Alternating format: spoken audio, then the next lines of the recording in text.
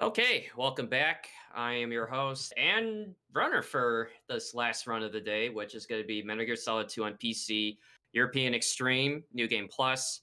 I am joined by Platonic Guy and Makarov360 for commentary. So, what's up, fellas? Hi. Hello. Okay, so once this swaps over, there's the lovely game screen. Perfect.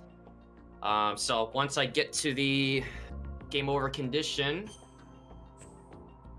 we will get started. Just make sure you select Euro and not PE. Oh yeah, I've already had a few of those happen, and even just like VE muscle memory kicking in at the wrong times. You'll notice Yeah. immediately at half deck. Yep. Oh man. Yeah, I gotta love it. It's like you run a difficulty for so long and then you swap it to something else, and it's like you forgot how to play the game. It's a real thing. I mean, I'm not making it up at all. It's like you go right versus left, you go this versus that way, you're mashing for a cutscene that isn't there. But anyways, more on that later. So if you guys are ready, I'm gonna give the countdown for the timer. Yeah, I'm ready. Okie doke. All right, so in 5, 4, 3, 2, 1, go. Starting off with a bang. Good luck. Oh yeah, almost forgot to turn on that rapid fire. The Hudson River. There we go. So you're going to be hearing a lot of bleep bloop throughout the run, which is the rapid fire that's built into MGS2 PC via vSphyx, which is a fan-made mod that we use to actually run the game. What is vSphyx and what does it do? And I guess maybe Platonic, if I'm right in saying, it just makes the game work. Basically, Yeah. basically, yeah. This game is terrible. Just to run on its own. Like by itself, we don't get the 16:9 aspect ratio. Controller issues. Compatibility issues with modern PCs. It's just a complete mess when this game was released. Thankfully, someone and a few other modders who just happened to really like this game came along and made this work. And now it's arguably the best version to speedrun MGS2 on. Freeze. A big shout out to V fans. Yep. Yeah, I mean, we don't know where we would be without their assistance, as well as the modders that contributed to a lot of the version updates that they did. Yeah, shoutouts V fans. All right, so coming up is going to be first boss fight of the run. While I just misdirected that guy. If you time that shot carefully, you can make him turn. I'm sorry, go ahead, Makarov.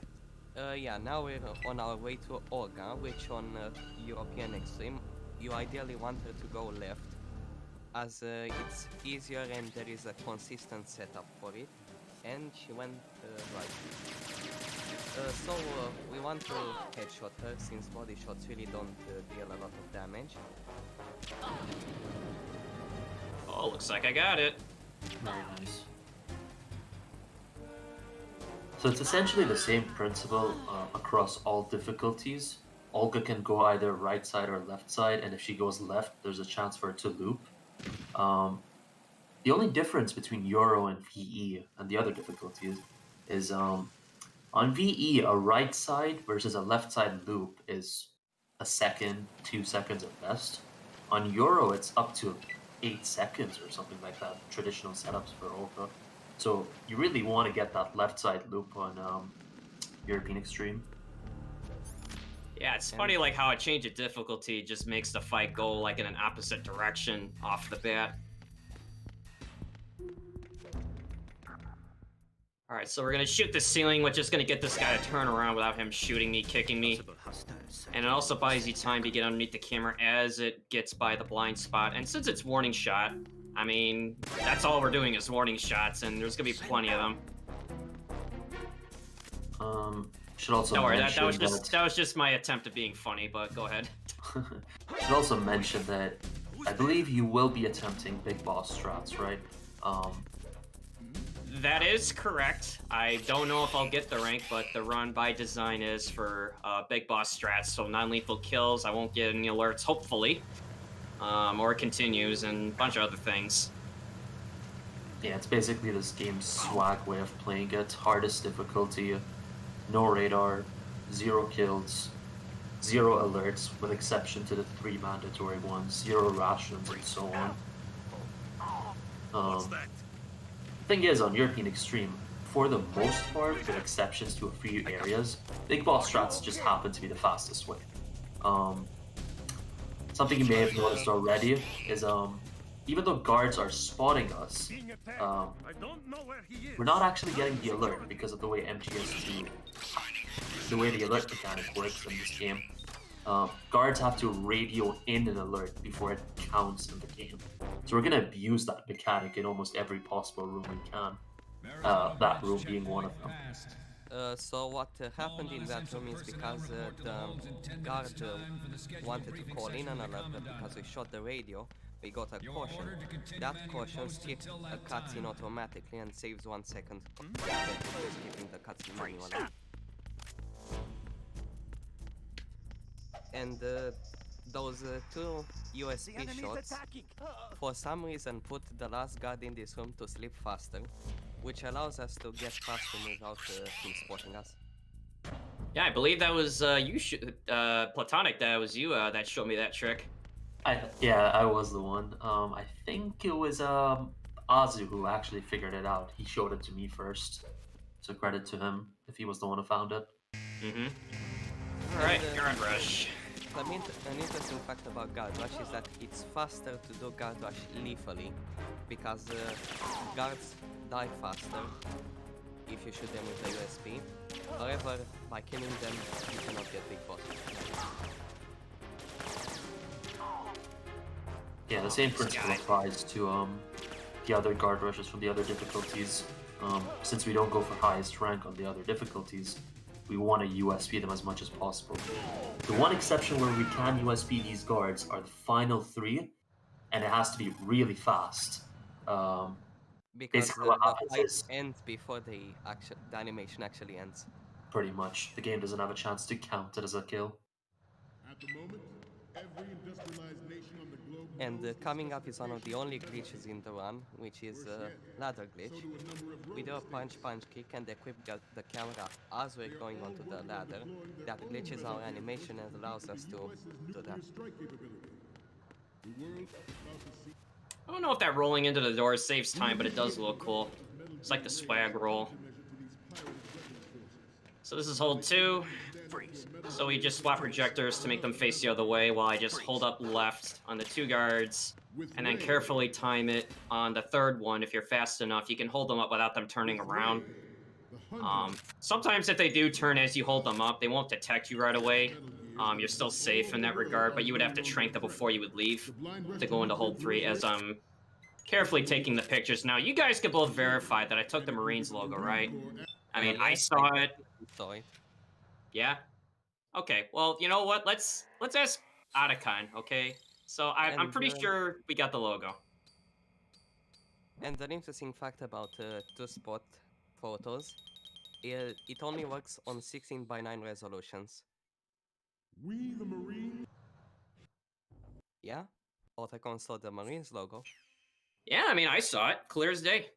But yeah, that's the beauty of what we call the 2-spot camera method, where you can take 3 of the 4 angles as you normally would otherwise, but the Marines logo itself can be exploited from either the left side of hold 3, which was the 2-spot method, or you can go with what we call a 3-spot method, which is a little bit safer. But you would take the Marines logo from the right side of hold 3, and you're trying to aim at one of Ray's arms in a particular way. And doing so allows you to, with the widescreen, get that Marines logo detection to count because, hey, I mean, if Anakan saw it, it's good enough for me. So now we're playing as Raiden. You know, Snake needed a break, I guess, but, you know, so I now still we're gonna argue take to over. this day that Raiden is objectively the best Snake character in the entire series. Of course, no objection from me. Yes. And a nifty ability that Sorry, I couldn't resist. Oh man, I love doing that. and For an those that, interesting oh, I'm sorry. Go ahead, ability Makarov. that Raiden has is Raiden doesn't roll, he cartwheels. Cartwheels save time, they save 0.05 seconds, and we try to do them as much as possible without cartwheeling into walls. I'm under enemy fire. Secure. So, like you saw in Tyler's Twin Snake run, since it's based on this game's engine and philosophies of just, interacting with guards, we used a nut punch to make that guard go down faster without them turning around. And I knocked in that wall late, by the way, because I wasn't paying attention, and somehow I made it out. Lucky me. You ideally want guys to have big nuts, since they are easier to hit. I don't know what to say to that, but it's a very convenient tactic for this run, because as you notice, we don't have any of our gear, unlike Snake, who started with an M9 and then later acquired the USP from Olga. But with Raiden, you get nothing. I mean, absolutely nothing except your cartwheels, your nut punches.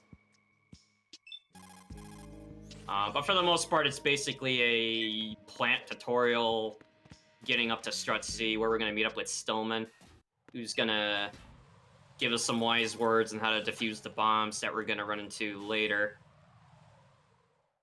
Yeah, that's the main reason why we run the game on New Game Plus and New Game Plus Plus is because we skip the Stillman cutscene, which takes 69 minutes. I'm surprised you take that path, Joe. You go from upper side of AB Bridge.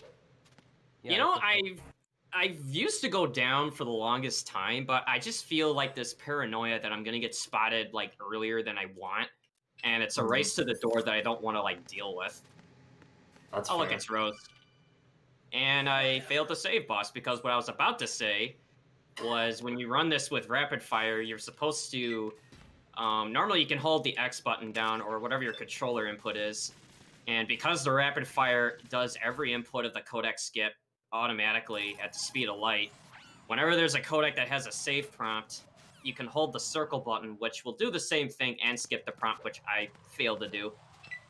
Yeah, gotta love the save, boss. But thankfully it's PC, where I don't know if it was brought up, but the loads locally to the player are faster, but the loads themselves do not count towards the IGT, since it's 100% IGT, which is what Platonic said at the beginning. It makes it arguably one of the most fair games, and if not best versions of MGS2 to run because of that. Yeah, so on the PS2 versions and PC versions, the actual loads themselves are not counted into the IGT, but on the HD collection, loads are actually counted. Alright, so we got our coolant, and again, it's warning shot. Yeah, so for European Extreme, we do counterclockwise bombs. So we go from Strat C and we go down into Strat B, Strat A, Strat F, and Strat E. Whilst on lower difficulties, we go clockwise from Strat C to Strat D to Strat E. And there we skipped the bomb in Strat C. Exactly. And we are going to defuse it after we pick up the sensor.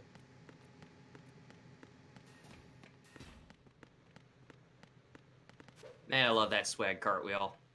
So here, the AB connecting bridge. It's one of my favorite parts of Bomb Defusal, and it's because of this guy. Who is that? Yeah, fun fact, the water kills him. You don't kill him, the water kills him. What's going on? Respond. Enemies. I mean, I didn't hear a thing. I mean, I don't know, I heard a splash, but I didn't hear a guard falling in there. Yeah, it's one of these weird quirks that's not just in MGS2, but I guess in other games as well. Sometimes when like a guard clearly dies, game doesn't count it for you because it's more like an environmental kill. You know, as Mac mentioned, you're not the one who killed him. The fall into the sea killed him. Which I guess you could use that logic with everything. It wasn't me that killed him, it was the bullet from my gun that killed him. But the game doesn't think that way. Yeah, in MGS3 it's kind of pushing it because you can shoot a barrel and kill a guard, and you didn't kill him, the barrel killed him. Barrel killed him. Like at that point, you might as well just say everything that's not right and killed him. And The that was the guy with big net. towards him and killed him. All right, so I had a little bit of trouble there with that diffuse there. The technique that you're seeing where we're equipping the coolant standing up and then equipping the coolant a second time is a coolant rise. But that bomb that's on the other side of that pipe there, there's a small window where if you're standing in the right place, which is hugging the right side of that green pipe, standing just away from the painted white line on the floor, it allows you to touch the bomb just enough to get it diffused to register. Okay, it's a little monk ass on that cipher, but we're good. And here we will shoot the cipher and then shoot the guard's radio. And this bomb coming up next to F It's the enemy. is free on Are PC you because okay? this chaff grenade explodes quickly, but on console it's really scary. Yeah, it's like the grenade detonation timer is longer in HD collection, which, yeah, Strat F is very dangerous because of that. Basically, the way grenades work in MGS2, Sons of Liberty and Substance, is there's a timer to when the grenade can explode, and that timer starts from the moment Raiden begins cooking the grenade. On HD Collection, they changed that to when Raiden throws the grenade, which actually makes the timing for that chaff throw a bit harder on HDC. But luckily, PC is Substance, so we don't really have to worry about that. And that was a nice Claymore pickup. Yeah, it went a little early, but, you know, the thing about mines on this difficulty, not only would there be an immediate alert provided my health wasn't this low, but it would actually kill me most other times. And, oh, this is Mo, by the way, so say hi to Mo. Hello, Mo. Yeah, he's always greeting us there. I mean, he's a good guy. So we're waiting for a bomb to show up in this conveyor belt, so we're just grabbing some other things, taking out cameras, and here's the bomb. Yeah, a lot of these we'll be using later on. The stun grenades, you're pretty much not going to see them until the end of the run. The box will shortly be using it, and we'll be using it in several rooms in the run. There's a few areas where it's useful. One is turning tight corners with bridges that have claymores, so like EF connecting bridge, strut A roof. Other areas where it's useful is preventing guards from shooting you. So when a guard spots you, you change the box immediately and he won't shoot you. Play the boxes. Yeah. Really good for health management in this category where you take 3 shots, you're dead. And at Joe's health right now, any shot is an instant kill, basically. Yeah, so I gotta really play it close with a few rooms, but I think we should be fine for the most part. Might jinx myself by saying that, but Hopefully not. behold the power of the box. If you equip and unequip it a certain way when they first see you, the guards just don't know how to react. They won't shoot you right away. As you can see, I did it again there. Yeah. Man, how rude of them. They try to shoot me in the back on the way out. So you're going to be seeing the box used quite a bit, and more details on what it does for us. We'll cover that later, as I got to focus for Strut D. Yeah, I think I'm Yeah, just... so Strat is the main reason why Euro is run on New Game Plus and not New Game Plus Plus, is because the bomb placement changes, and the most ideal bomb placement is on New Game Plus. Nothing here. I got him. Send real. Yeah, Strut D is one of those rooms that when you begin running this game is notorious for being a run killer. There's a few different strategies that we have for this, depending on NG plus or NG plus or conveyor belts versus regular bomb disposal versus safe strats versus risky strats. Almost all of them involve a high level of risk. This is not a simple room. It's mostly because the guards on European Extreme have ridiculous vision, and it's a very open area. So guards can see from the other side of the room, and you just have to be careful of that. But that was a really good execution of the room. Yeah, so you're trying to beat the timer from when the guard first tries to report in that I, went down and he saw me, and then the SWAT team arrives soon after. Actually, I'm going to play it safe because I did that. Normally, I would just use the box technique here, but movement here is very important because when he sees you, he'll normally run to this like corner here. But if he spots you any later, then he'll run off to the side where he'll get on the radio a little bit sooner. And then the thing about the alerts is even if you like load into the next room and you hear the buzzer, well, in the game's point of view, if you hear the buzzer, it counts, even though the alert itself will not carry over into the next room. Since it normally does carry over from one area to the next, depending on where you are in the game. Oops, where am I going? I don't know, maybe Raiden had to go to the restroom, but you know, we don't have time for that. Muscle memory for you. See, I told you. Exactly. Yeah, see, like, the bomb defusal for VE and Euro are just, like, polar opposites, and it's so easy to mix one with the other, and I need to get these, because unlike VE, I can get away with no chaffs, but not on this one. It'd be very difficult without chaffs. Yeah, chaffs are very, very useful on this difficulty. So we're going to shoot this guard in the back here. He's going to turn around as I pass by him. It's just a lot easier to go in there rather than the hallway, which is now armed with cameras. Because the thing about the SOCOM and any other loud weapon we have is like the vision. They can see from very far away. They can hear from very far away. So we're doing things to basically bypass sections that, you know, don't really require the use of a suppressor. I remember when I was learning this game like over a year and a half ago, I was like one with the suppressor, and now I finally learned to like let that go. It wasn't easy. You know, like I just felt so comfortable having that suppressor, but it was like, man, I was losing 40 seconds or if not more just getting the darn thing and strut F for the pistol. Oh yeah, it is placed in the worst possible position during bomb disposal.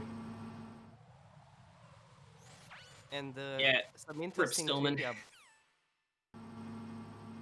Some interesting trivia about the next bomb that we are going to defuse. On Euro, for some reason, it's in a really ridiculously easy spot. It's really close to the room. It's easy to see, easy to defuse. I believe the hardest spot is on normal because you have to go onto the ledge and enter that secluded area. Yeah, the areas you're referring to is over here, where those like swimsuits are, or whatever the heck you call those. Yeah. Oh wait. Oh, I answered it too early. I thought that was the call. Nice. You can actually get that codec answer early if you're in like the right spot, but yeah, that's an example of what not to do. And so this is fortune.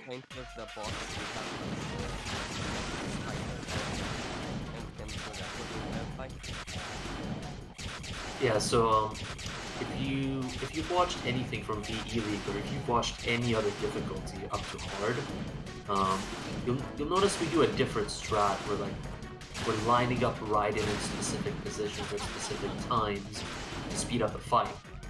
But on Euro, it just happens that Fortune shoots so fast, and she has double shots for every time she shoots, that she'll just destroy whatever is in her way anyways. So we don't need to have a setup for it, it's just survive. She's gonna destroy everything in her path anyways.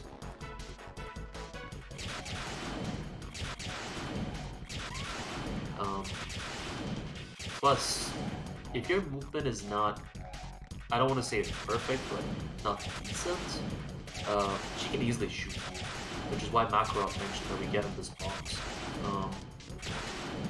Doing 360 turns or 180 turns is a lot easier with boxes, since Raiden's more agile with it, compared to just not doing it with the box. And there, Joe switched to the coolant and ended the fight on the coolant. What that does is it put the M9 on our previous, so you can just press R2 and you'll have the M9. Yeah, that's a technique that gets used quite a bit. More than just in this difficulty itself. On very easy, it's also essential to use that there. It was, I forgot who discovered the menu trick, but I remember D-Limes was telling me that it was him and Apache that were like doing like sciencing, like testing it out, seeing like what would trigger that condition, like how to do it consistently. And you know, it's actually rather simple for just having like the right weapon at the right time just before an encounter ends.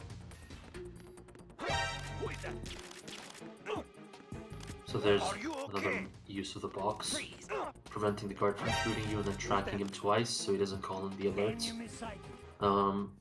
Something you may have noticed is that when Joe was in the fortune fight, he only had a little bit of health left, but now he has full health again. Whenever you defeat a boss in this game, for the most part, the game gives you a full health refill. So it's mostly just the major bosses, guard rushes and stuff like that don't count. And there you saw that the Cypher didn't spot him. That's because he went into the box and stood still. If you do that, the Cyphers will just say, "Ah, it's a box, nothing important." I don't know, man. I think the box is important. If I was Alright. a Cypher, I wouldn't care. I don't know, man. Yeah, I go everywhere with the box, dude, but... So, we got Fat Man coming up right now, actually. So, I'm gonna do one thing that's gonna be just run safe. I'm gonna grab that extra pair of stuns. I normally run with a total of 4. But just given how bad Tengu 1 can be later, I'm just gonna grab those now. Since I won't really get a chance after this fight to do so. I grabbed 2 sets of those already, one in Strut E Parcel Room and the other at the bottom of Strut F. So for every knockdown, which takes 6 SOCOM rounds to the, anywhere, you know, we just target lock until he falls over, and then we get 2 headshots each time we do that. The thing about Fat Man himself is his movement can be pretty erratic at times. I mean, there is some, I don't know, there's some sense behind it, but other times I feel like he just goes wherever he wants. And sometimes it's to your benefit, and other times he just, you know, gets out of sight, and then, you know, Fat Man's a fight where he can lose a lot of time easily, and I'm surprised that headshot hit him. I really don't want this fight to get there he is. because he can plant as many as 3 or 4 bombs at a time, and he can get way out of hand. But that Yeah, was I a actually lost decent sight of fight. him there, because the volume, or not really the volume, but the audio, like, directional can be a little confusing at times on where he is on PC. Apparently the kernel thought it was good, but that was me forgetting to re-enable the turbo again. Alright, so I guess maybe you guys can cover what's coming up next. Yeah, so next we are going to go into the Shell 1 core, but before we do that, we're going to go into Strat F and pick up the AK. After that, we must speak to Special Agent Richard Ames, and that's the biggest section of RNG in the entire run, and I'm hoping for God Ames. But also for the worst Ames, because there is a glitch involved with that, and I would like to see it. Yeah, it just really depends on where he is in there, where I'll showcase that.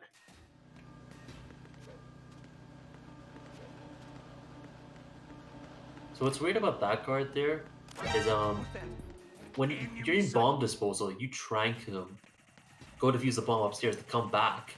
He woke up, but for when you're going for Fat Man, he's actually still asleep, which makes no sense because that sequence with Fat Man takes way longer than the bomb disposal sequence.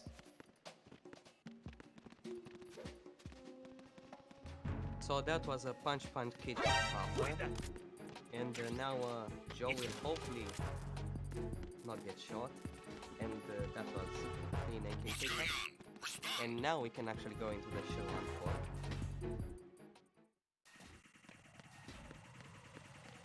And very easy, you'd bypass this whole process.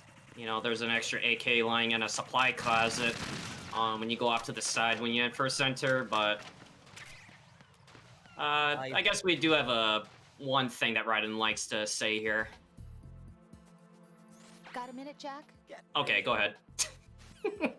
Couldn't resist.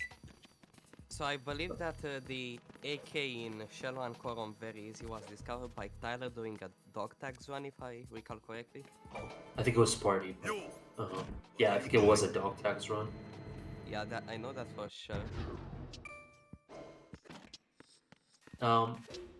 It's basically the same principle across all difficulties now. Get the AK, equip the BDU alongside with it so you can get into the elevator. After that, pick up the D-mic from the computer room, go find Ames, use the D-mic to figure out who Ames is, and then after that, he gives you the level 2 card so you can continue on with the game. The main difference here in the Shell 1 core isn't going to come until Ames's room, because unlike other difficulties, there's the maximum amount of guards in this room. So if you get a bad Ames position, it can get a bit awkward to deal with. And another thing different on Euro is because of the many guards in that room, you cannot do the usual unequip of the BDU and of the AK, because the guards will spot you easily if you have the BDU off. And yeah, since you have the BDU on, you will lose a couple of seconds on these cutscenes.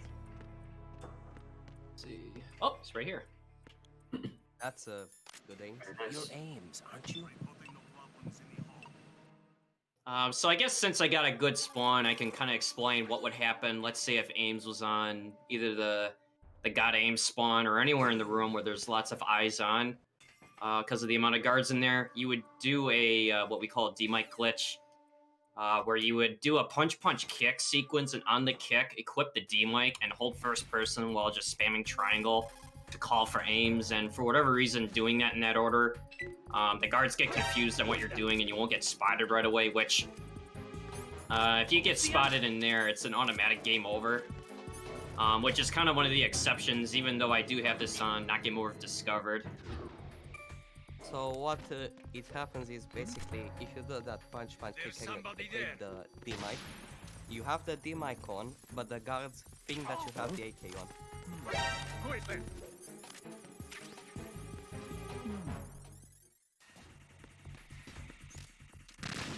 And that guard with the shield is really scary because he can give you an instant alert. Yeah, because unlike the sentries that need to report in anything that they see, or if they spot an intruder, the SWAT team do not have to do that. And there's actually an even like really fast version of like getting by them, which I think I saw you do that, Platonic, where you like I forgot what it is that you did. It's basically the normal strat where you just like run into the assaulting unit and cartwheel into them, then leave before the alert gets in. Not recommend for Euro single segment. That's a death sentence. Yeah, there's a lot of things you can do which are just, you know, highly unrecommended. One which is that, another one is Emma bump on HD collection, which I get scolded for constantly. Then there's also analogging on the EF connected bridge are very easy, which I also get scolded for constantly, but I think I just do it anyway. Yeah, don't do that. Same for your. Don't listen to him. It's 2 against 1. Joe, don't listen to him. Yeah, we're just riffing because now you'll notice I shut the guard's radio when I first entered Strut F. Part of that is, unlike HD collection, which would normally have a caution bug here where it keeps it infinite when you leave the Shell 1 core, on this version, I need to shoot that radio to refill it so that by the time I get here, I don't run the risk of having it run out when I enter Strut C and have the SWAT team exit out the way I'm coming in. So this is Shell 1-2 connecting bridge, and we got bombs, and you guessed it, more bombs to deal with. So this is the main reason why the game wants you to go backtrack to pick up the sniper after Ames. There's a control unit for the Semtex on these ciphers, and you can only shoot them with the PSG-1. The ciphers are too far that the SOCOM won't be able to travel that far away, so you need the sniper rifle basically. And since we are playing on Euro, you saw that Joe used Pentazamine. What that does is it basically makes your aim not move as much. Because on Euro, without Pentazamine, even if you hold the control stick, you don't move it, your aim will go away. It's really not accurate. And that was 5 shots, nice. So, Harrier, basically this is, in my opinion, the most systematic fight in the entire game alongside Reyes. what feels like RNG almost always comes down to execution. There's a little bit of RNG. Sometimes the Harrier just doesn't want to play nice. We basically know all the patterns for this Die fight. shots missed. Ooh, that's unfortunate. Yeah, it's gonna be a slightly longer fight now, but go ahead, keep going, guys. Yeah, so we basically know all the patterns for I'll let you go. the Harrier and how he behaves. So we essentially just... That scared me, Joe. Yeah, I actually forgot to fire a second round there, That but scared me. I thought the missile was about to hit. The most important part in this fight is to know where the Harrier will go. I done him this. And here we're going to be my Yeah, basically what happens is these missiles are basically a one-shot kill, and they travel so fast. It's not humanly realistic to just like dodge them in a run. So what we use instead is we do these pop-out shots, and while these pop-out shots are happening, Raiden has iframes where he just won't get damaged at all. It's a similar strat using pop-up shots for Fortune. However, that's usually done on consoles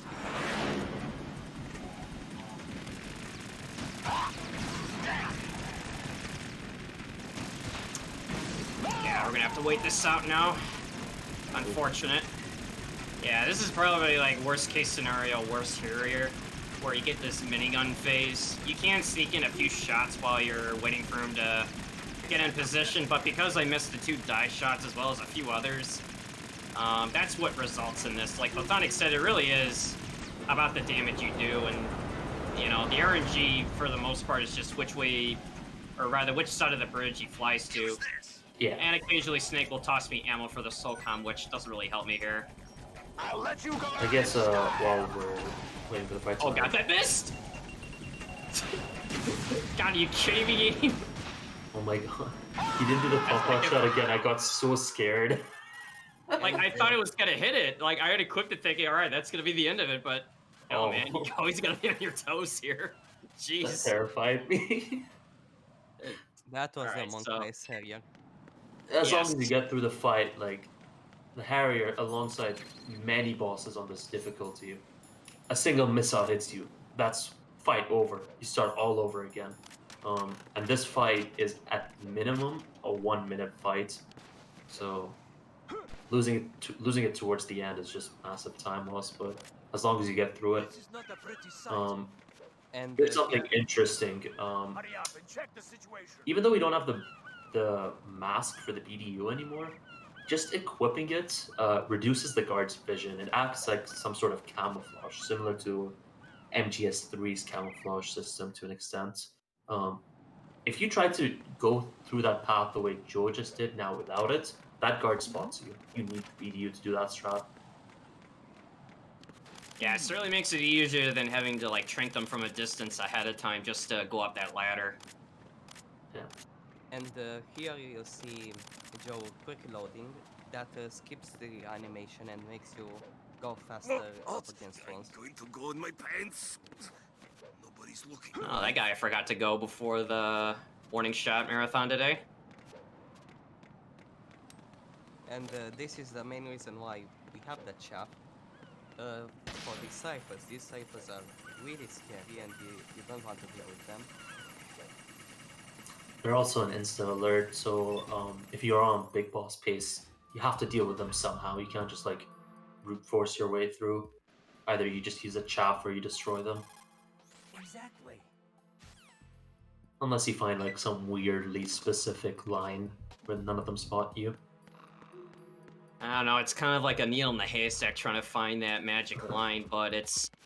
without that chaff, you would have to take them out either with the AK or the SOCOM if you're low on AK ammo for some reason. Oh, nice fast elevator. Guess that's courtesy of the Harrier fight that I got. It's just a small time save from what I lost on that fight. Fast elevators are RNG and very rare in MGS2. And it's nice when you get them. And all of them save time with the exception of the one during Gamma Escort, which is completely useless. Yeah, we're gonna see that specific elevator afterwards. Like, at least in my case, I always feel like my the majority of my fast elevators happens to be that one. It's like the game's just like Yeah, screw you. You don't it's get time the save. most common.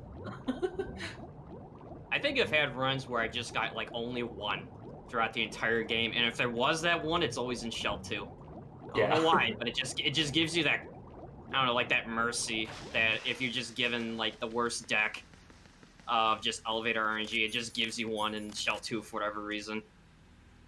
This might be only me, but I always feel like the most common fast elevator is the one during my escort, and the least common is the one after rains. That happens the least often.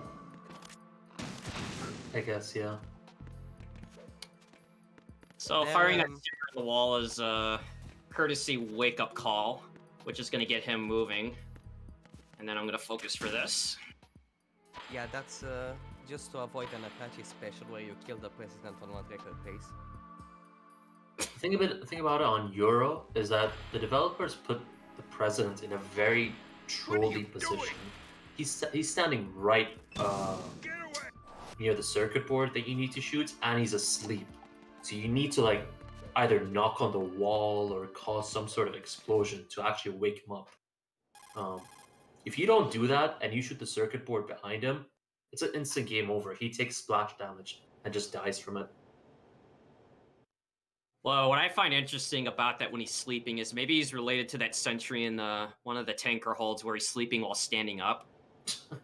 I mean, seriously. I mean, like, that takes serious skill. Yeah, there's a bunch of MGS guards throughout the series that are just standing up sleeping, aren't they? I took these photos 2 years.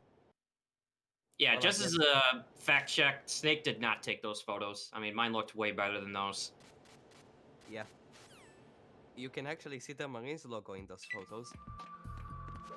Yeah, exactly. I mean, you know, where's his Marines logo? Okay, so that ends the Nikita section. Now going back underwater to go to Vamp, which we're going to take a rather unique way to get there. And then I guess I'll let you guys cover that as I try to do it. Yeah, so swim glitch. Swim glitch is a trick in which we swim into a corner with a precise series of inputs. You basically want to swim at the fastest speed, in this case turbo circle, and you use analog or D-pad. Analog is better for swim glitch, IMO. And yeah, hopefully Joe will get a one cycle, which is ideal. Oh, almost. Yeah, I had it. Just went a little too much in that adjustment, so we'll get a 2 cycle here. They still saves time compared to swimming to Vamp normally.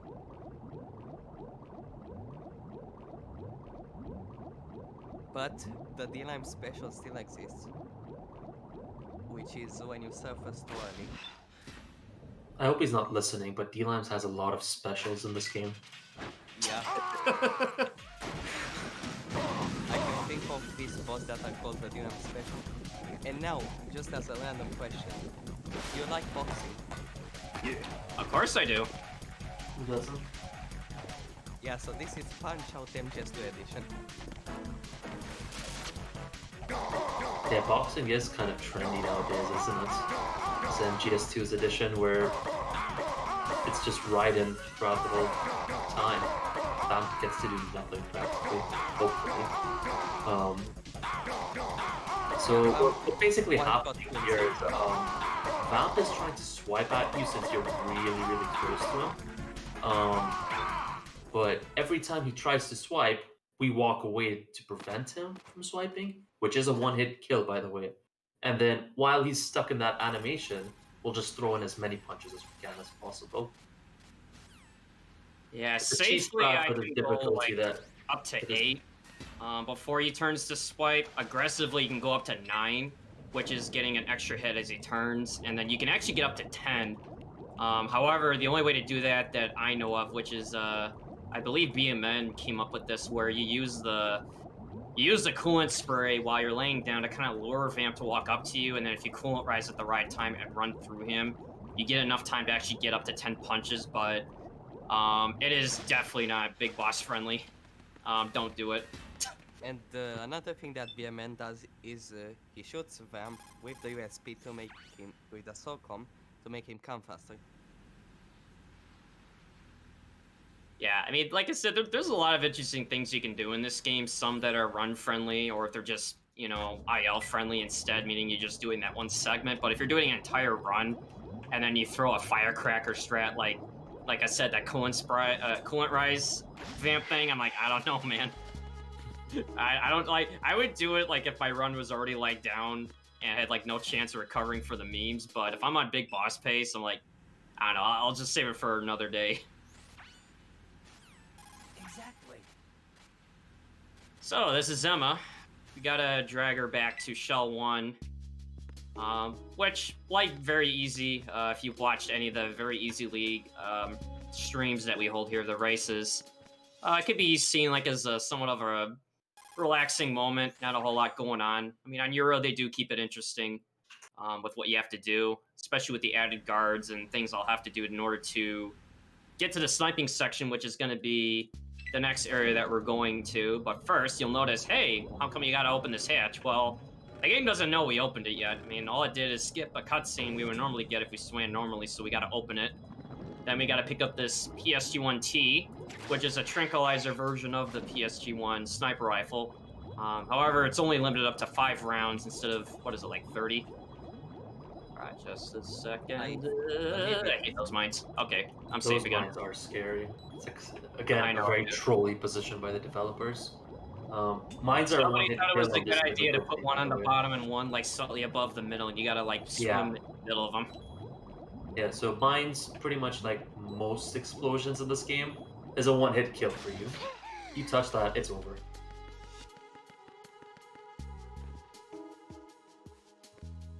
Alright, And so I'm calling this as a fast elevator.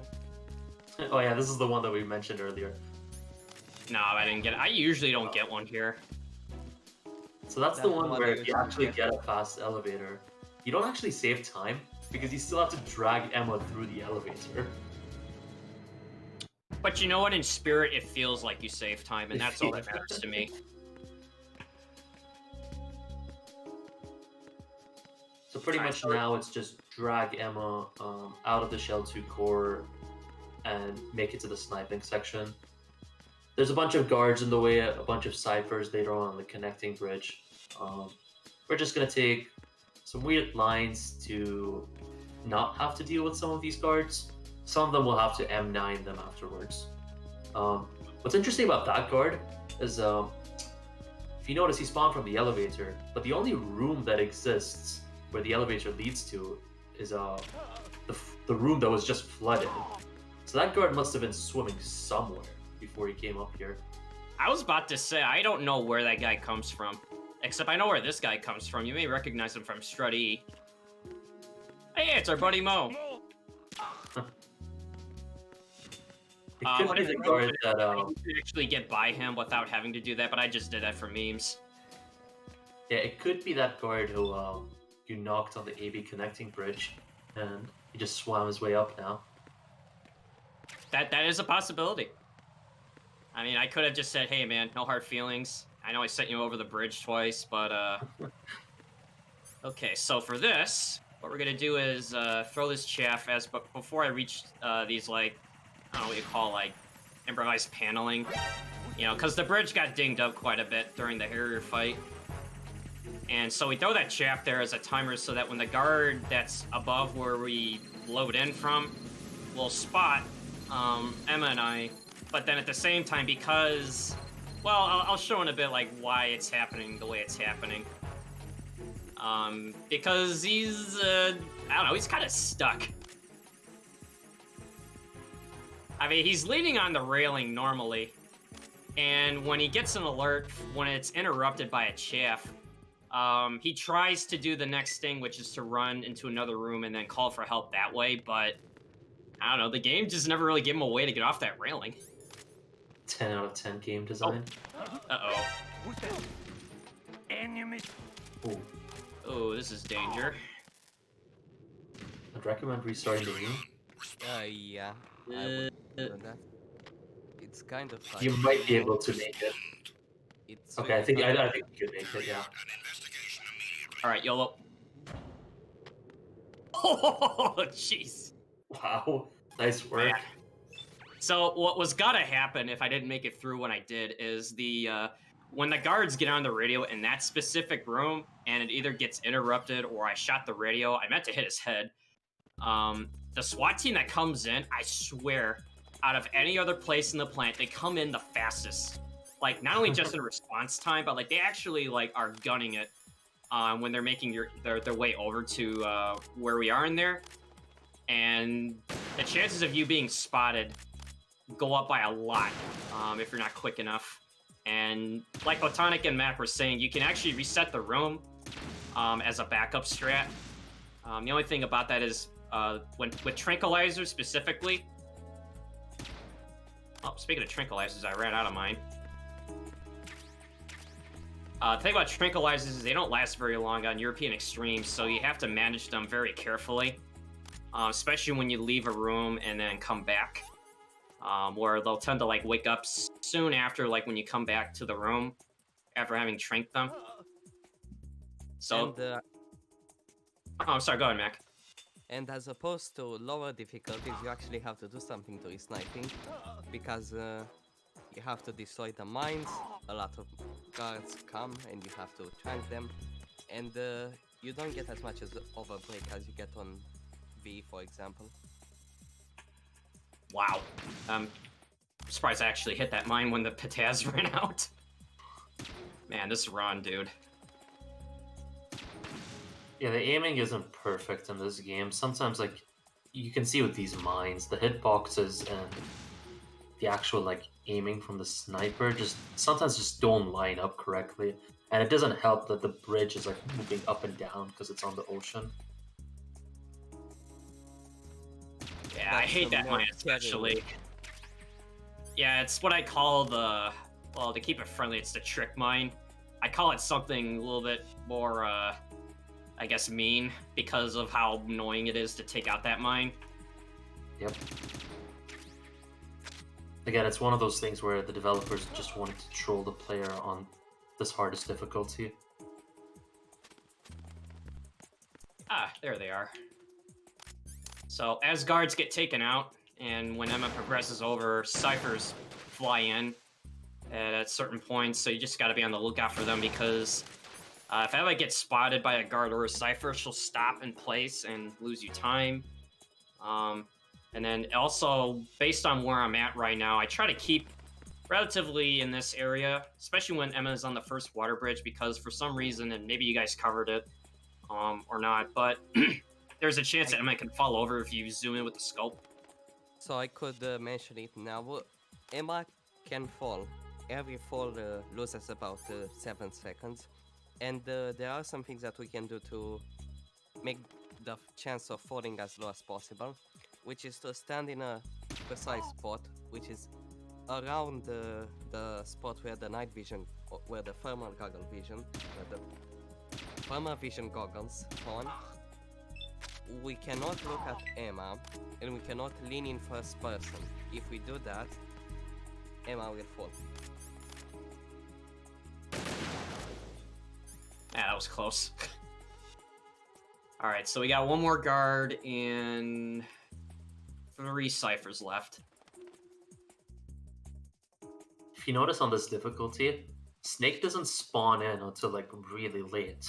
So even if you want to spend the time to call him in, he's practically useless on this difficulty. Might as well have just never come. Just stay in Strat E with Otacon. Or, sorry, Shell 1. I don't know, man. Maybe he slept in or something. He took a nap. I mean, he was napping at Strut B. Oh wait, no, that was Pliskin, who was totally not awake the entire time, and I don't think any of that hit him.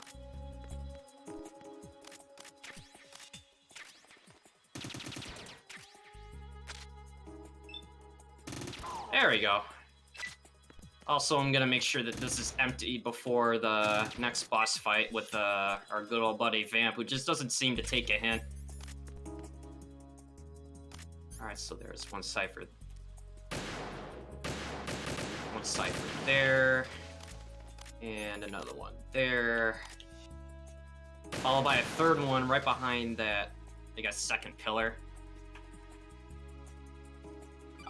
Professor Rock, that is the turbo. So any of the beeps that you hear are just the enabling, disabling of the rapid fire tool that's built into VSFIX.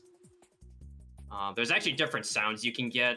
It requires a special, I guess, program and knowledge to do so. The one I'm using was done by Mac McD. Otherwise, you would get the lovely voice of enabling, disabling, rapid fire. And speaking of rapid fire, the things we can do with it. Let's try it again. You didn't draw any smiley faces, Joe. Oh yeah, I totally forgot about the smiley faces. It's tradition to draw a smiley face or a sad face depending on how the run went.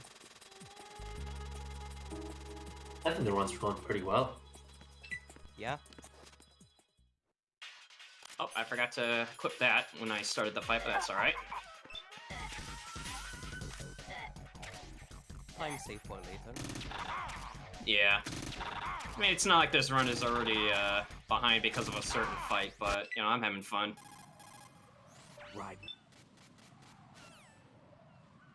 Alright, so yeah, that was Vamp, and I shot as fast as I did, not just because of mashing for my life. You won't even come close. That's just from the rapid fire that's set to all four of my action buttons, triangle, square, circle, and X.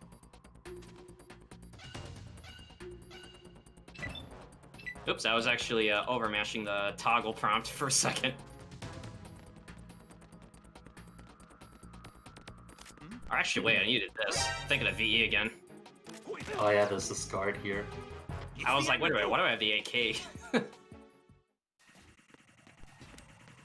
So, unlike Very Easy, the panels that are missing here get replaced, but when you come back on European Extreme or other difficulties, they remain missing. Sad to say, I've lost runs of Big Boss Rank to this because I didn't pay attention or cartwheeled at the wrong time because of a missing panel. And then, unlike when you get continues in other places where you redo the room or the fight that you're in, you get sent back to the bottom of Strutty because it's one of the many like time segments that you encounter in this run. So now we're on our way to Arsenal Gear. Yeah, Oh, and Rose has the question. Continue on EF after Jack, sniping are you reading me? Kenuz at minimum 45 seconds.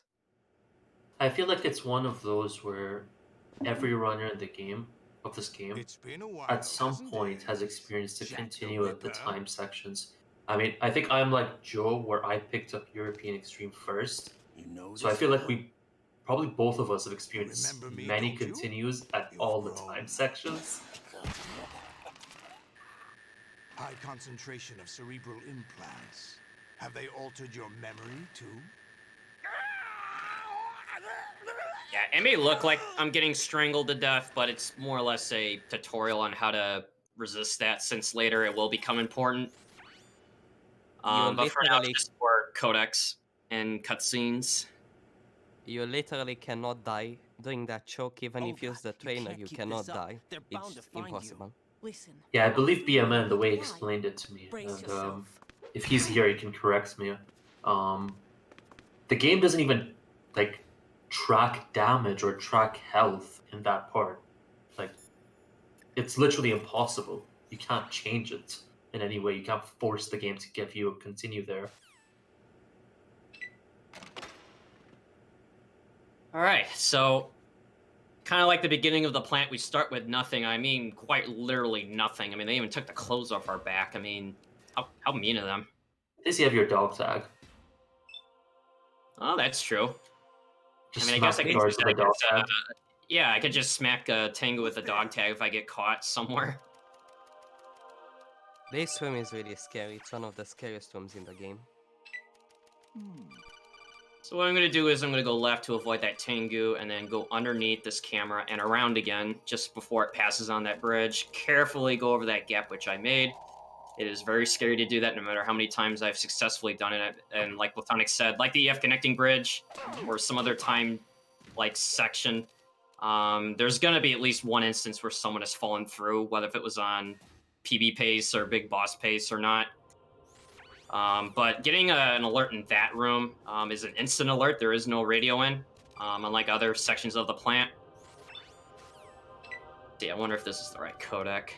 Waiting for a special one. Yes. I hear it's The codec. amazing when the famous purple stuffed worm in Flapjaw space with the tuning fork does a raw blink on Harry Carey Rock.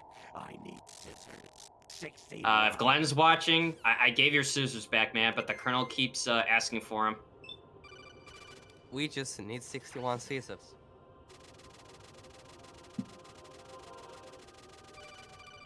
So pretty much now it's just a small break, even though we just had a very long extended break.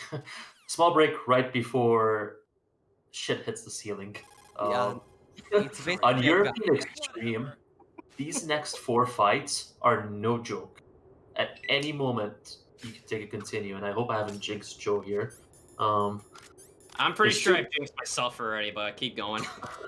There's 2 guard rushes. Luckily, we have skips for them. Then there's the Ray fight, where we have to fight 20 Rays. And then finally, you fight the ex-president on the top of Federal Hall with a With katana, swords. basically. Very anime of this game. Yeah, we're just Yeah. waiting out the 45-second timer once you've at least swung or stabbed with the weapon at least once and stay on the upper half section of the hallway. Basically, the end game is a boss rush. Alright, I'm gonna Matt, focus. do you want to explain this, or because I think Joe Yeah. needs? Yeah, I'm gonna focus for Tengu 1 and Tengu 2 as well. So, Tengu 1 and Tengu 2 can be skipped.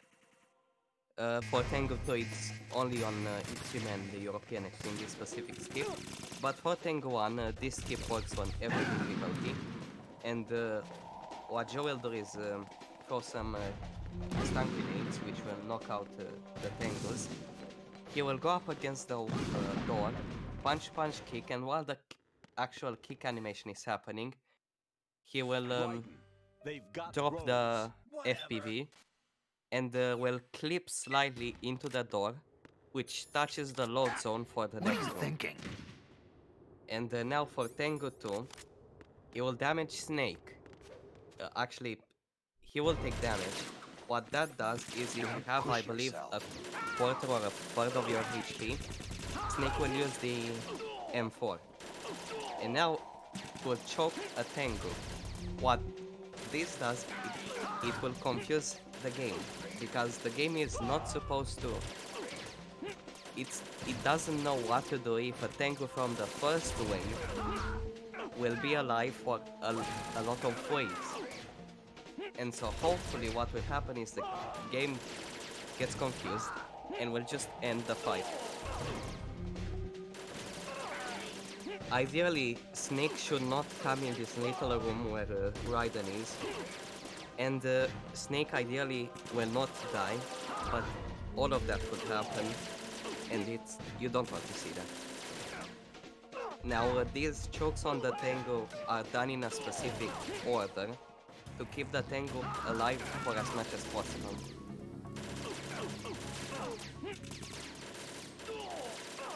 It's essentially basically just an anti-soft lock feature that the developers put in, just in case a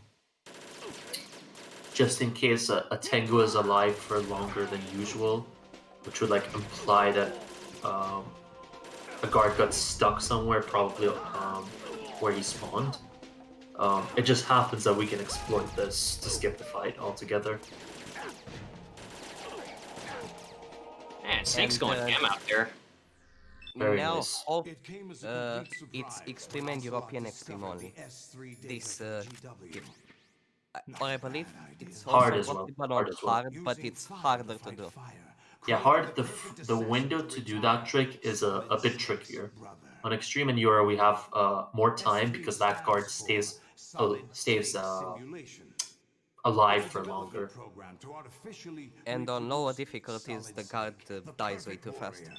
Pretty much. The result And is it a would also be foxhound slower than commando. just killing the When Tengus. foxhound no longer exists, a simulated solid snake shaped So those are by the 2 guard rushes done flawlessly. Nice work, Joe. But Now- coming up is another scary fight. Yeah, so the Metal Gear Ray fight, you basically just fight 20 prototypes of Ray.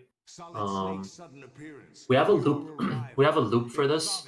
We're gonna try to keep the Rays on the northeast corner of the map as much as possible, where we'd be keeping 2 Rays as close as possible to each other, so we can maximize the amount of damage we can do to them in the shortest amount of time.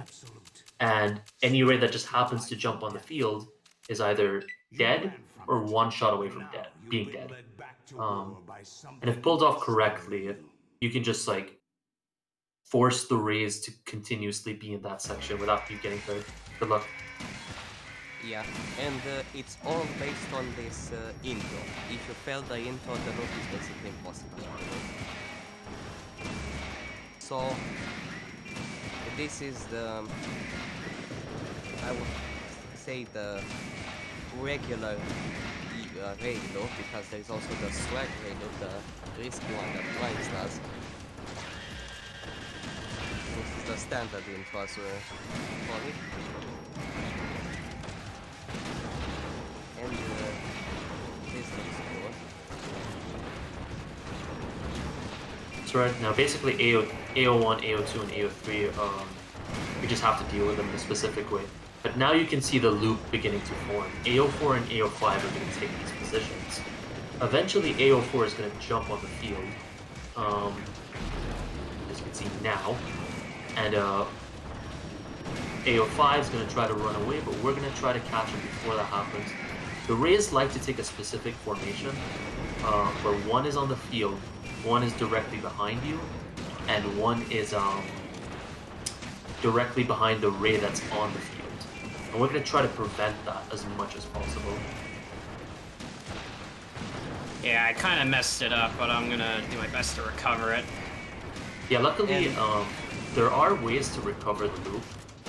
It's a bit awkward, but when this happens, you basically just want to maximize the amount of damage that you do to the Rays. Try to keep them from being separate as much as possible, because they want to go as far away as possible. You really don't want that, but ideally in this situation, it's more about making sure you don't survive, and eventually the loop will begin to form again.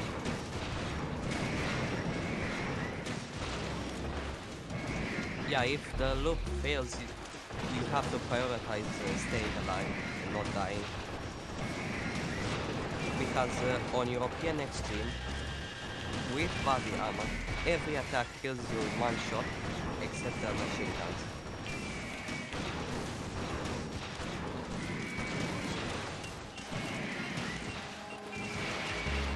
Oh boy, it's all fun and games until the missiles get involved, but you'll notice that I damaged one of the Rays a little bit strangely. I did that on purpose so I can get the other one that was closer to me to jump on stage first.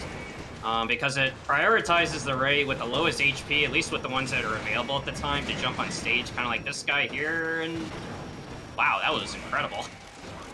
He was about to do... Nice headshot. I don't know how that worked, but yeah, I'm glad it worked out for the better, because knee missiles are the worst thing a Ray can do. They're very hard to dodge, and just about everything else other than machine gun fire with body armor on can kill me in 1 hit. So if you can see right now, the loop has kind of come back, where the Rays are just stuck at the northeast section of the map. So there are ways to recover it. It's kind of weird, feels a bit awkward, but there are ways to do it. I would say that when a Ray shoots the knee rockets, your whole run flashes in front of your eyes. The knee rockets are extremely scary hard to dodge. Yeah, because they basically auto-lock onto Raiden.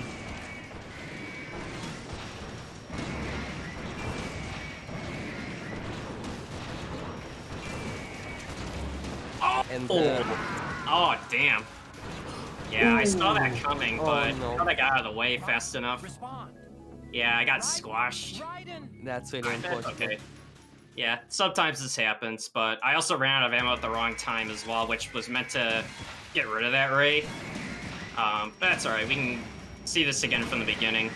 And it's the reason why the estimate is the way it is, because of stuff like this. And I should also mention that the attacks that the rays do are distance dependent. So depending on the distance to the ray, it will do a different attack.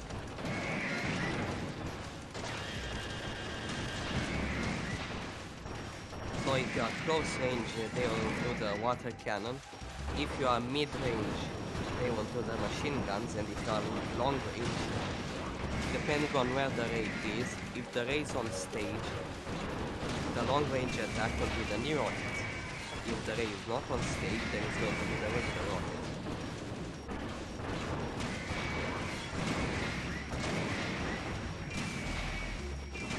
Alright, way better start.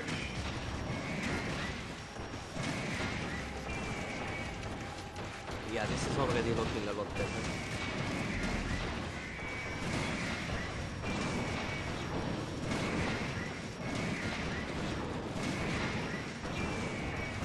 Yeah, so now you can see the loop is forming. We're keeping the rays as far away as close as to each other as I possible. thought it was dead. Okay. Oh. I seriously thought that ray was dead. I was like, wait, why is it still there? Knee missiling me. It was already too late. Oh boy. Yeah, so you can see the dangers of the new rockets.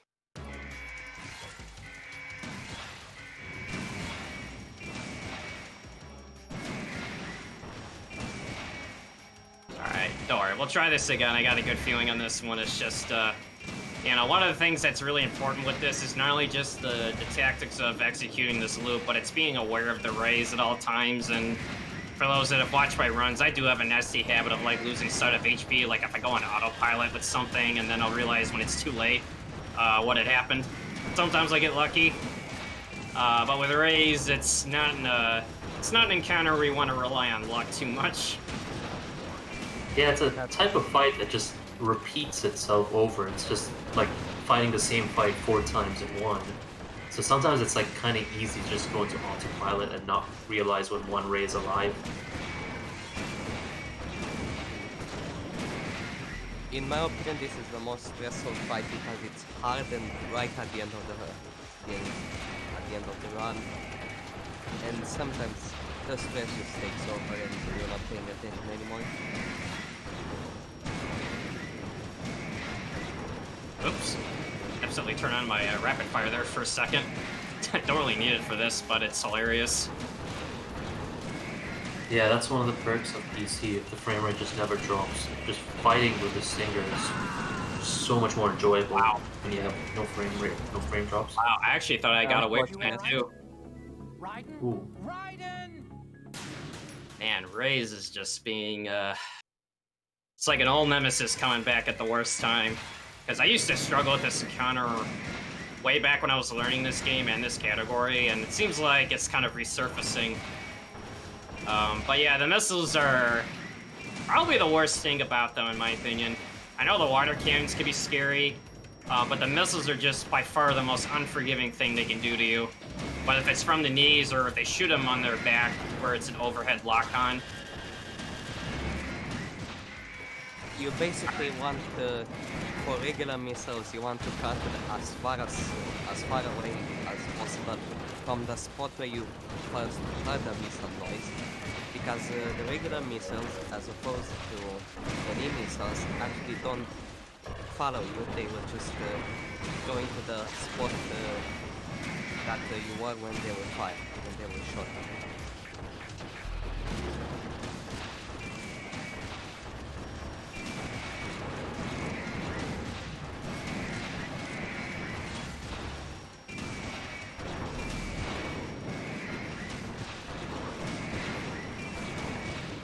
Alright, there we go. Except that one's gonna jump on stage again.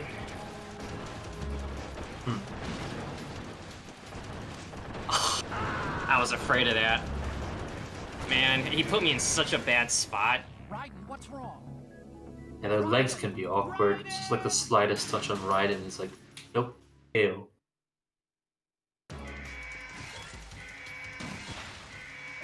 And you know what the funny thing about all this is that this is not the hardest part for me. It's the thing after this that's difficult. the mashing that I'll have to do. I get through this. Alright, don't worry. I have faith we'll make it within the estimate, even though I've already died repeatedly. But, I mean, it just showcases, like, how difficult this encounter can be, even by something as simple as, you know, hitting a ray in the wrong leg at the wrong time, or one that jumps on stage over the other when you're not expecting it. Because, like, there is, like, a routine you can do to control this. But like I said, it's really down to, like, how the missiles react and, you know, they hit the right targets at the right time. No, Solidus does not have turbo detection, but I just choose not to use it. I don't know if it's for, I guess, what dealers would call, like, non-turbo flexing. But when I was learning this category, like, I always went through mashing it, even though we do have rapid fire as a legit part of the run for speedrunning. At least for PC. I don't know, it's the same for me. For some reason I just think for Euro that I shouldn't use turbo for Solidus, but I don't prefer it in the run, but I just don't want to use it for Solidus. No, when I go up to PC Euro, I'm only doing turbo Solidus mash. I can barely. I think I've only been able to do it on extreme. I've never been able to do it on Euro on PC. Mash better. Mash better.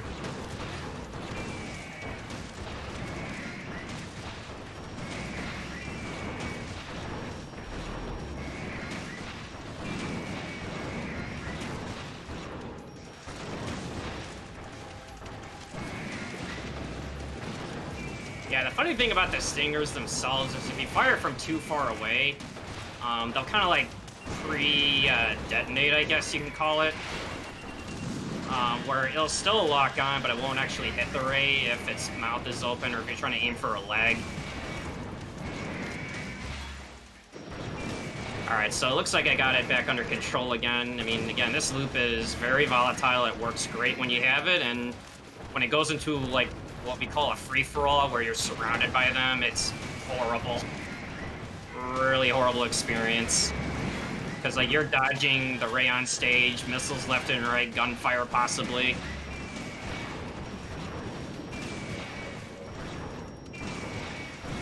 Especially if the rays get out of hand and surround the stage completely. You want to stand in a spot such as you're not far away from any ray that you don't get the missiles. There it went. Oh, there's the other one. I was like, wait, where did this ray go? Alright, so this ray's in an okay spot, especially relative to, like, the rays that come in. You can kind of do, like, a 180 loop, where you can still loop them, but you're just doing it from a different perspective. But it's the same idea, you're just keeping them here. Or trying to. I mean, that ray is just not wanting to cooperate with me by getting hit. His Because arm if is you hit just the backside of the constantly leg, their mouth is really hard to hit when it's open. And I don't think that we even mentioned this, but shooting the ray's head does no damage, shooting the legs does no damage, and shooting the legs and then the mouth does critical damage, which is almost a third of the health. On Euro, a ray takes 3 critical shots and a non-critical shot. Yeah, and if you consider that there's 20 rays to go through, 4 shots per ray, that's minimum of 80 shots to get through the fight, approximately. It is kind of an extended fight on this difficulty. So I would say that a good raid fight is around 4 minutes.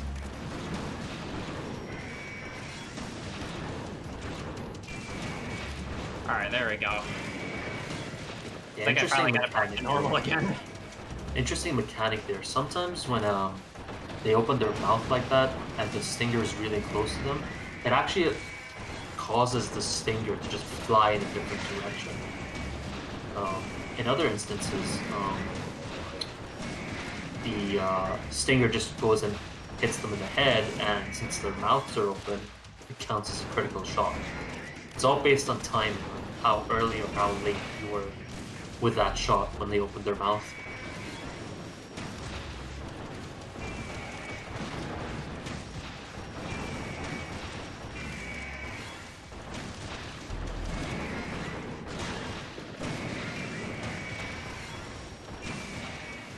Oh man, these rays. I am just getting like, some of these hits are just like, It's like they're constantly facing away from the arena, so it's very difficult to hit their heads. Yeah, it's a loop, but it's really sketchy. Alright, we're coming near the end, hopefully. Got like one ray and part of another. Because the funny thing is, it's not really the number of rays you take out, but rather it's the amount of damage you do across all 20. Yeah, it's actually Are you 20 awake yet, HP Jack? bars that you have to deal Yep. for the fight to end. The Arsenal AI And is now this is corrupted our beyond repair. father, I admit technically, that I and underestimated you. he's the former president of the United States. I'll squeeze the answers Former out of you President instead, Dr. my Octopus. son. Samurai Dr. Octopus.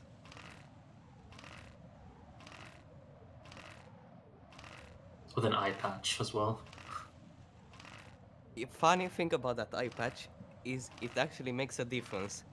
Solidus is blind on his left side because of that eye patch, and we will abuse that mechanic in the Solidus fight where we're going to loop him. You will see how.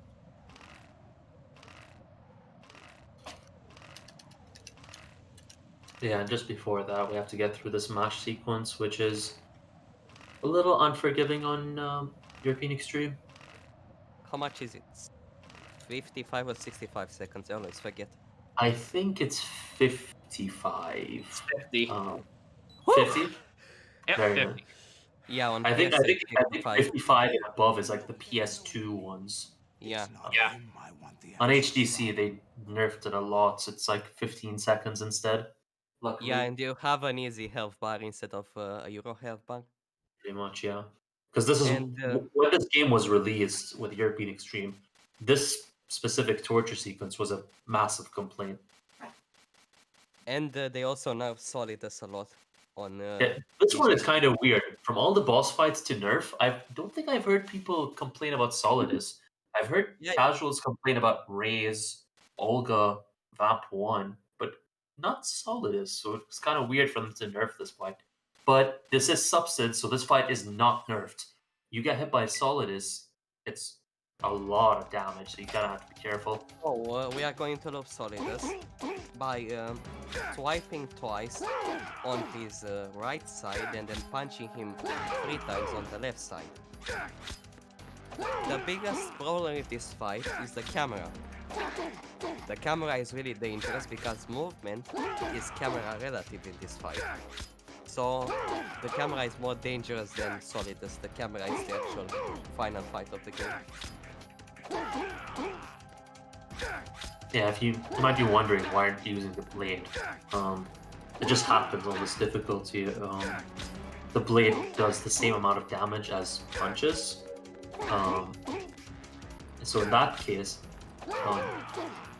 for the loop, you either have a choice of 3 punches per attempt or 2 sword swipes. So if they do the same damage, you might as well go for the one that hits more often, which is the punches. Sometimes you'll notice the loop drops. The way we recover that is swiping Solidus so that he blocks. He'll immediately respond by kicking. We block that, and then we have a chance to hit him again just to reset the loop. Now the fight just goes into phase 2, which means Solidus is going to be a bit more aggressive. That doesn't This matter. is where it gets interesting. Yeah, this doesn't really matter because we're going to do the same loop anyways.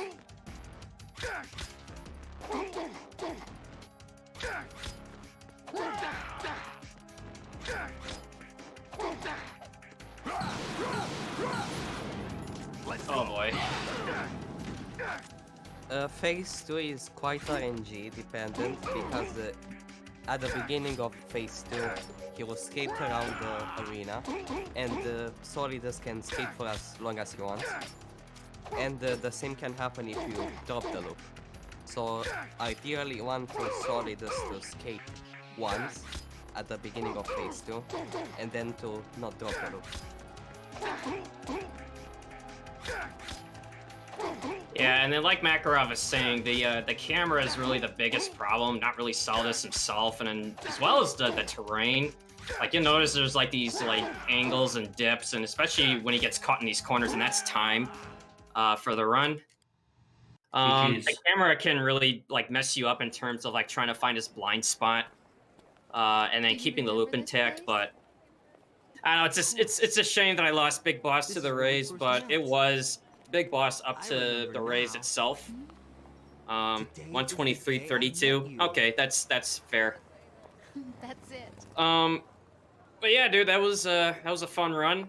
Wish the Rays went better, but for those that watch my runs, I did PB in this recently, earlier this week, which is now a 119.13, which is IGT. I believe D-Lime still holds the world record, which he beat his old world record time, which is a 116. I think 33. Yeah, something like that. But if you guys want to get involved in speedrunning, if you like what you saw from any of the games that you saw today for Warning Shot, feel free to join the MGSR Discord. It's a great community to be a part of. And like Dan Flesh's Dark Souls run, this MGS2 race between myself and D-Limes is also on backup. It's encouraging to see it on backup. It's definitely disheartening getting rejected all the time, and I'm sure everybody that submits knows that feeling. But it's just a pleasure just to be able to run this game. But I guess 2 shoutouts before I'll move things along, unless if we're waiting to the score screen, which I don't really care if we do or not because I already know what this run's gonna be. But I just want to say shoutouts to Tyler 2022. He inspired me to speed run when I learned this game a little over like a year and a half, 2 years ago. And of course, shout outs to D-Limes for pushing me to get better. I mean, the guy is good at what he does, and Platonic, I know you're a fierce racer, despite the tech curse that I seem to bring out whenever we race. I was able to commentate with you today, so that's a good sign. Yeah, that is a good sign, you know? But I guess, yeah, let me just mute my game feed so we don't get a Monka DMCA'd. As much as we love listening to this song, we just can't take the chance. But yeah, it was yeah. So shout outs to everybody in MGSR. I mean, of course, thank you to Platonic and Makarov for stepping in for commentary on relatively short notice. You know, it's always a pleasure. And I guess what else? I think that covers just about everything. I mean, or yeah, follow at Apache Smash on Twitter. Can't forget. Definitely do that. Yeah, I mean, and of course, follow the MGSR Twitter at MGS Runners. Also managed by Apache, myself, and a few other members of the social media and design team. Especially Dash. I mean, with the current Twitch logo, Discord logo, and Twitter background, he designed the artwork for that. But yeah, dude, it's shout outs to Dash. Normally Plywood would be around for like closing marathon remarks, but I guess he's at work right now since he led the hosts for the first 3 runs.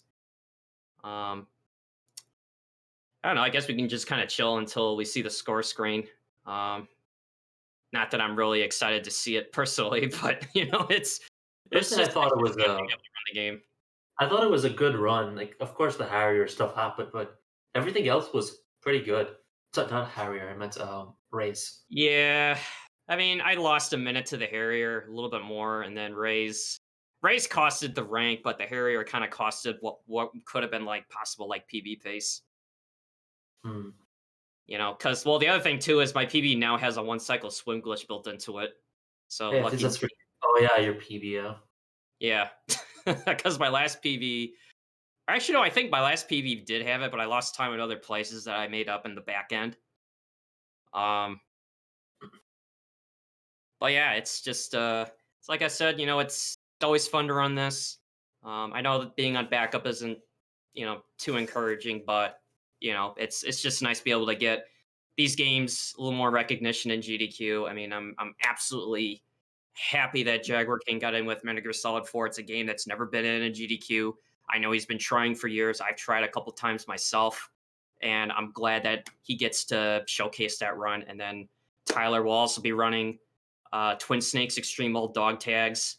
Like this game, I mean, not everything goes according to plan. And, Tyler, he's the one that really motivated me to really pull the trigger on speed running. I was kind of like playing Extreme, thinking about going into European Extreme. And then when I saw his run, I was like, you know what? If he can do it, what's stopping me?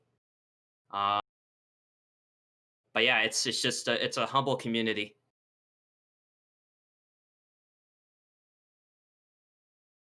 Man, that mashing does take it out of me. I should just cave in and just use the Yes. turbo. Yes. I don't know. I mean, see, D-Lime, if he's watching, I mean, I don't care if he is, but like, he always is like, oh man, you're using the analog and the EF connected bridge, man. I can't believe it, man. What's wrong with you? And then I do the non-turbo match, and then it's like, oh, dude, look at this non-rapid fire reflex. He's behind my, he's in my corner. I'm like, well, which is it? Like, use it or don't use it. Except for the analog, that's a given. And the At least analog. you're saving analog. frames on them and on EF every single time, so you're fine. In before but you get hit by a mine. It's okay, you can just restart the run. Yeah. Yep. As well as I don't know, a bunch of other things happening. But if you're wondering, what we're talking about, and it's going to resume sometime in January, which is the VE League, which I forgot what the heck the command was because I'm professional. But anyways, the MGS2 Very Easy League, for those that have been tuning into that every week for the past, I think it was like 3-4 months. We just got done with week 11, where it's going to resume in January, which is going to be the last, I think it's like round robin week, since everybody faces all the other participants at least once. Pretty there much, I think was, it's the final. It's week 11, I think. No, I thought we just finished, or actually, no, wait, we finished week 10. Yeah, week 11 is the final one. Yeah. Yeah, don't listen to me. Yeah, so the plan is to have pretty much every race on the MGSR channel on that day. Right now, it seems that we're gonna have that. Obviously, things could change. Someone's schedule, emergencies might happen, but right now, it seems that we are gonna get all 5 matches on the same day for the final week of VE League. I believe there are, I think, a couple of positions that have been determined, but the vast majority of them are still up for grabs. I think Joe, me, you, and 3 other people could be anywhere from 2 to 6th place. Yeah, depending on how the rankings are set, it'll kind of project what seed you'll be placed in. But what I was going to say on top of that was that there are some people that are in the hunt, if you would, where they can place themselves into like the last slot, depending on. Let's see. Oh, now I know why it's not working. It was disabled. Nice. Oh, MoveBot. Okay, there it is. So there's going to be the final week coming up, like they said, and then after that is going to be the playoffs, which is probably going to take place after GDQ, I imagine, because I think we are going to schedule around that. But we're going to get in last set of matches. It's going to be awesome. We usually do 3 matches on stream, followed by some Discord streams just for availability and scheduling. But for this one, it's going to be 5 matchups, and yeah, there's at least 2 that the winner moves on and the loser goes home.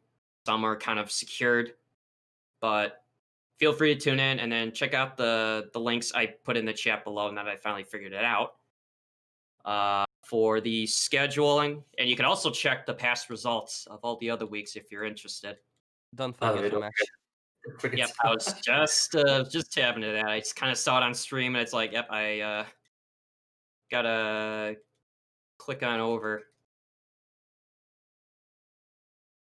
Okay, time is 1:31:16. So GG. GG's. for an alertless killless run, I could accept that. I don't know. Ray's just kind of kicked my butt, but it's a hard encounter. You know, it's not to be taken lightly. But ooh, I got the Night Owl rank. Nice. You don't see that every day. Man, I wish I could turn my head like that.